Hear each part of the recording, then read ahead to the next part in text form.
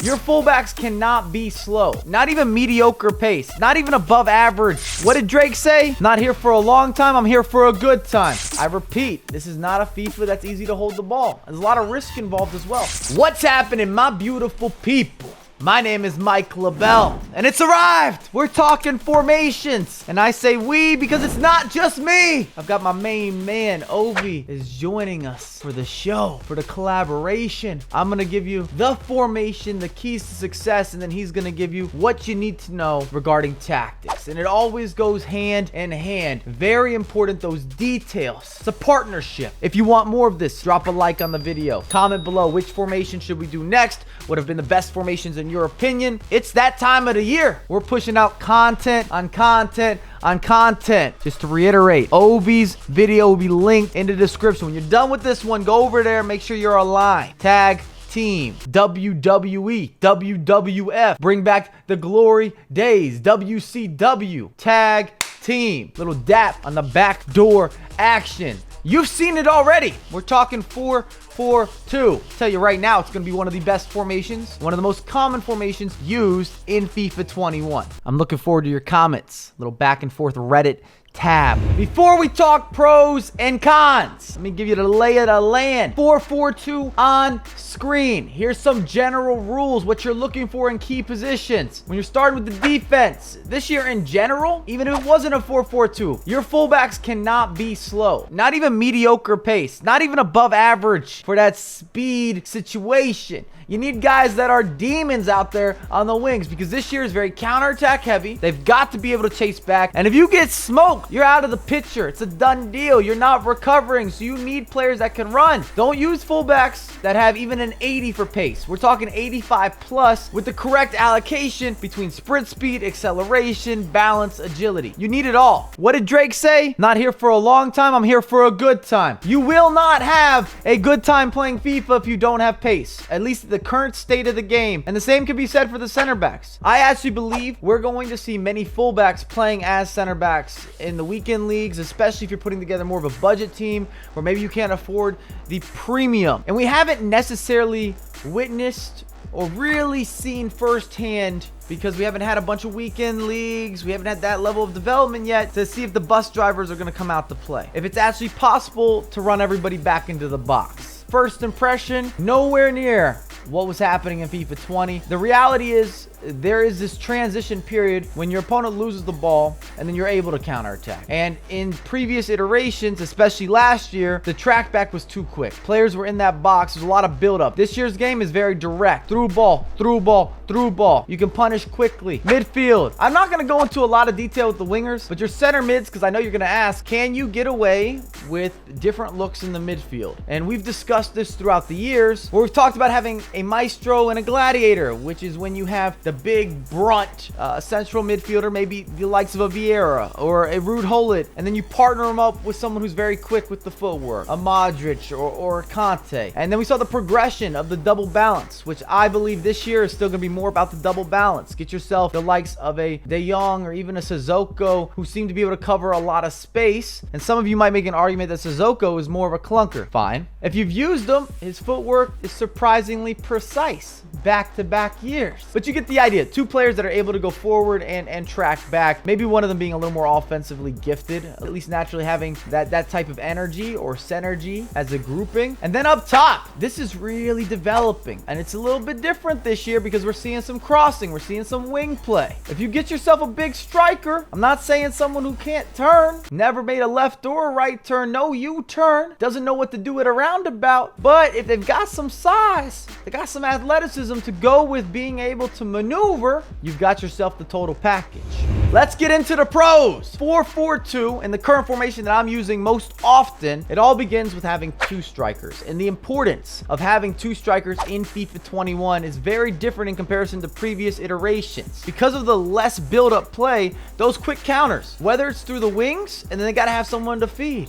What's the saying? You feed the panda, you feed the bear, you feed the mammal, feed the fish. I don't remember. But the point is, you need options that you can deliver. And more importantly, you can finish with those options. And I'm seeing a lot of through balls down the middle of the pitch with high success rates. I also use a lot of striker to striker passing and through balls. And they have new features with the player lock. And you're playing a game of cat and mouse. You are attempting to bait your opponent's midfield or to bait their defenders on making a misstep. Versatility. 4-4-2 can look very different just depending on your tactics, which I'm sure Ovi is going to cover with a lot of detail, and also how organically you play the game. You have to be very honest with yourself. Analyze your gameplay. The point I'm making is the 4-4-2 is versatile.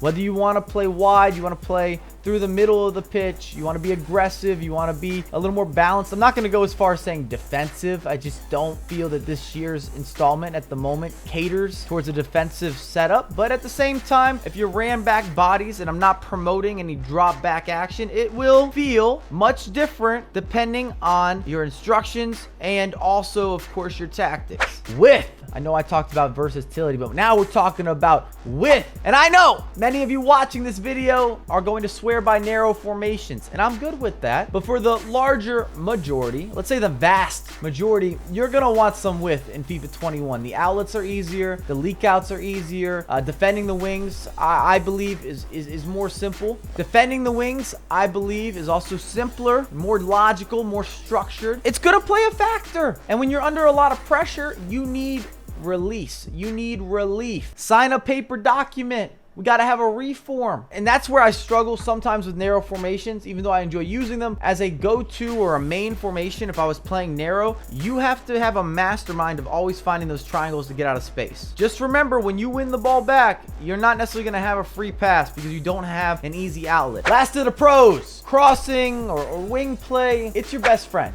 I know they say a dog is a man's best friend. Whip in a few crosses, a little extra oomph behind them. We've got a lot of new integrations in FIFA 21 with the cross. You got early crosses, we got ground crosses, we got whip crosses. Maybe some extra whipped cream would be fantastic to go with those crosses. The point I'm making, you can score from the wings, and because of that, people can't leave you alone. They can't allow you to run down the wings. And in last year's installment, if somebody got loose or had a release and they had space to work with, but it was somewhere down the line, you knew they had to cut it back or they're gonna have to try to run into the box. Crossing was not a factor. It was irrelevant to the gameplay. It was very easy. I'm just saying to myself, well, he's not gonna score that. Go ahead, have the ball out there. That's not the case in FIFA 21, and even more so because you could score the crosses, whether it's a header, a downward header, which I've seen a lot of people experimenting with some of those headers. I've seen timed finishing with headers. Volleys are gonna fly in. My initial impression with FIFA 21 is we have something to talk about. It's interesting. You got the skill gap. You have manual defending. You have a lot of offense, high octane. It is a little more arcadey, but there's got to be a little give and take. We talked pros. Let's talk cons. First off, 4-4-2, elephant in the room. You don't have defensive positioned players naturally. We're talking the flat version, the flat variation. You got two center mids. Even if you ran defensive players there, they might not position the way that you were hoping for.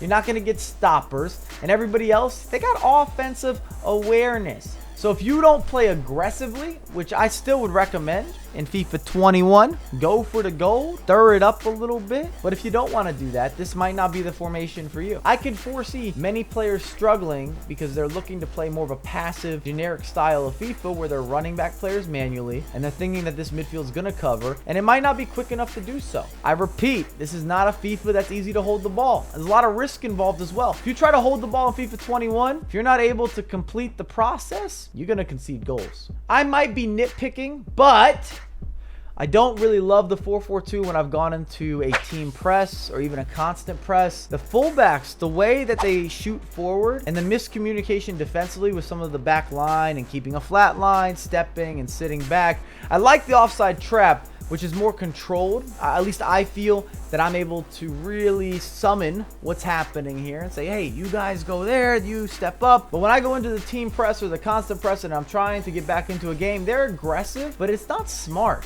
It's bad AI with some of their aggression, especially with the fullbacks. The way that they allow for the one through ball to be out there and to be long gone, and they're running into the fields, and we don't have recovery this year. So when you get beat like that, you're just giving up not only a clear chance, but but 8, 9 out of 10 times it's a goal. Nobody's going to be able to recover because you're so far pushed up and they're not positioned properly in terms of which way they're facing. And you give up that singular through ball, and then it's GG's. You're ready to break a controller, or your opponent's already celebrating as he walks it into the back of the net. That doesn't work for me. Thanks again for watching, all you lovely, lovely folks. You beautiful people. Remember to head on over to Obi's video where you're going to get your tactics. You can get your layout with the 4-4-2. Highly recommend this formation if you have not experimented with the 4-4-2. And I'm also putting out a video talking about my favorite formations ASAP. So if you want that, drop a like on this. Let me know in the comments what formations have you been using. I always do my best to poll you guys, whether it's via the YouTube videos or the Twitch streams or on Twitter or some of the social channels. I try to interact and engage to see what's the climate. What are we talking about? I think it's very important to understand the community when making videos for the community. But like I said, I have a lot more coming out for you guys ASAP.